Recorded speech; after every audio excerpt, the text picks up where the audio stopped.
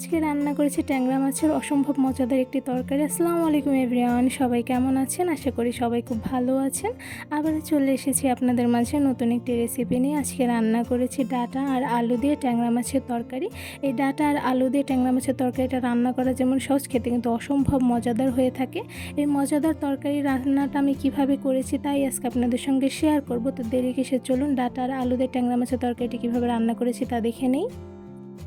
ডাঁটা দিয়ে ট্যাংরা মাছের তরকারি রান্না করার জন্য গরম পানির মধ্যে আমি ছোটো টুকরো করে কেটে রাখা ডাঁটাগুলো দিয়ে দিয়েছি, বা ডাঁটাগুলো আমি সেদ্ধ করে নিব।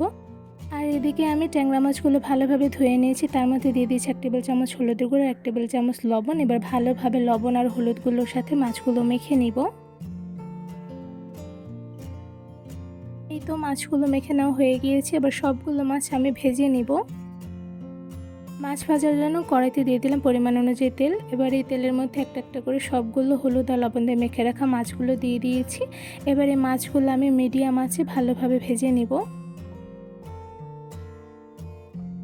এই তো সবগুলো মাছ কিন্তু খুব ভালোভাবে ভেজে নিয়েছি। এবার মাছগুলো রান্না করে নিব।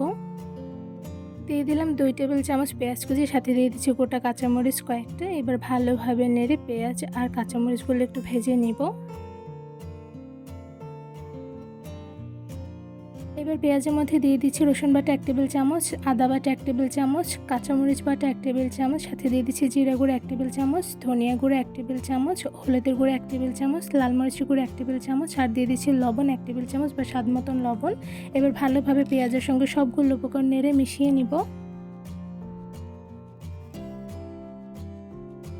চুলার আঁচ মিডিয়ামে রেখে মশলাগুলো কিন্তু অনেকটা সময় নিয়ে আমি কষিয়ে নিয়েছি। তো এই পর্যায়ে মশলাগুলো একটু নেড়ে নিচ্ছি। এখন এই কষানো মশলার মধ্যে দিয়ে দিব সেদ্ধ করে রাখা ডাঁটা। এখানে আমি সবগুলো ডাঁটা দিয়ে দিয়েছি। এবার ভালোভাবে নেড়ে ডাঁটার সঙ্গে সবগুলো মশলা আমি মিশিয়ে নিব। এবার এই ডাঁটার মধ্যে দিয়ে দিয়েছি আলু। এখানে আমি সেদ্ধ করে টুকরো করে কেটে রাখা আলুগুলো দিয়ে দিয়েছি। একদম অল্প পরিমাণে সেদ্ধ করেছি। তো এই পর্যায়ে আমি ভালোভাবে নেড়ে ডাঁটা, আলু আর মশলাগুলো মিশিয়ে নিব। তো ভালোভাবে নেড়ে নেওয়া হয়ে গিয়েছে। এবার কিছুক্ষণ ডাঁটা, আলু ভালোভাবে মশলার সঙ্গে কষিয়ে নেব। তো এরপর যে আমি আবার একটু নেড়ে নিচ্ছি যাতে নিচে কোনো প্রকার লেগে না যায়। এবার এই ডাঁটা আলুর মধ্যে দিয়ে দিচ্ছি পরিমাণ অনুযায়ী পানি। এবার ভালোভাবে নেড়ে নিব আর চুলার আঁচ মিডিয়ামে রেখে ভালোভাবে রান্না করে নেব যাতে আলু আর ডাঁটাগুলো ভালোভাবে সেদ্ধ হয়ে যায়। যেহেতু প্রথমে আমি আলু আর ডাঁটা 50%-এর মতন সেদ্ধ করে নিয়েছি, তো এই পর্যায়ে কিন্তু আলু আর ডাঁটা ভালোভাবে সেদ্ধ হয়ে গিয়েছে। এখন এই আলু আর ডাঁটা তরকারির মধ্যে দিয়ে দিচ্ছি ভেজে রাখা সবগুলো ট্যাংরা মাছ। এখানে আমি একটা একটা করে সবগুলো ট্যাংরা মাছ দিয়ে দিচ্ছি। এই তো সবগুলো মাছ দিয়ে দেওয়া হয়ে গিয়েছে। এবার ভালোভাবে নেড়ে তরকারির সঙ্গে মাছগুলো মিশিয়ে নিব। আলু আর ডাঁটা তরকারির সঙ্গে ভালোভাবে মাছগুলো নেড়ে মিশিয়ে নিয়েছি। এবার চুলার আঁচ মিডিয়ামে রেখে ভালোভাবে মাছগুলো রান্না করে নেব যাতে তরকারিটা মাখা মাখা হয়ে যায়।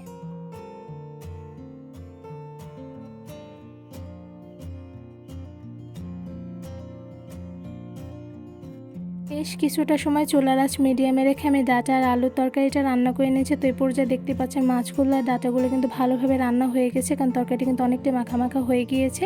এবার এই আলু আর ডাঁটা দিয়ে রান্না করা ট্যাংরা মাছের তরকারিগুলো সবগুলো একটি বাটিতে ভালোভাবে বেড়ে নিব। তো খুব সহজেই অল্প কিছু উপকরণ দিয়ে রান্না করে ফেলেছি ডাঁটা আর আলু দিয়ে ট্যাংরা মাছের তরকারি। এই ডাঁটা আর আলু দিয়ে ট্যাংরা মাছের তরকারিটা রান্না করে কিন্তু বেশ সহজ, আর খেতে কিন্তু অসম্ভব মজাদার হয়ে থাকে। আর দেখতেই পাচ্ছেন ডাঁটা আর আলু দিয়ে রান্না করা ট্যাংরা মাছের তরকারিটা দেখতে খুবই লোভনীয় হয়েছে। ডাঁটা আর আলু দিয়ে ট্যাংরা মাছের তরকারিটা ঠিক এইভাবে যদি একবার রেসিপি দেখে ঘরে বসে তৈরি করে সবাইকে খাওয়ান, সবাই খেয়ে কিন্তু অনেক প্রশংসা করবে, কারণ এই তরকারিটা খেতে এতটা মজাদার হয়ে থাকে। ট্যাংরা মাছের তরকারি দিয়ে কিন্তু 1 প্লেট ভাত খেয়ে নিমিশে শেষ করে ফেলা যাবে। এই ডাঁটা আর আলু দিয়ে ট্যাংরা মাছের তরকারি রেসিপিটি কেমন লেগেছে অবশ্যই কমেন্ট করে জানাবেন। ডাঁটা আর আলু দিয়ে ট্যাংরা মাছ রান্নার রেসিপিটি ভালো লেগে থাকলে আমার চ্যানেলটি সাবস্ক্রাইব করে ভিডিওতে বেশি বেশি লাইক, কমেন্ট, শেয়ার করে আমার পাশেই থাকবেন। আজকে এখানেই বিদায় নিচ্ছি। দেখা হবে অন্য কোনো ভিডিওর মাধ্যমে। সবাই সুস্থ থাকবেন, ভালো থাকবেন। আল্লাহ হাফেজ।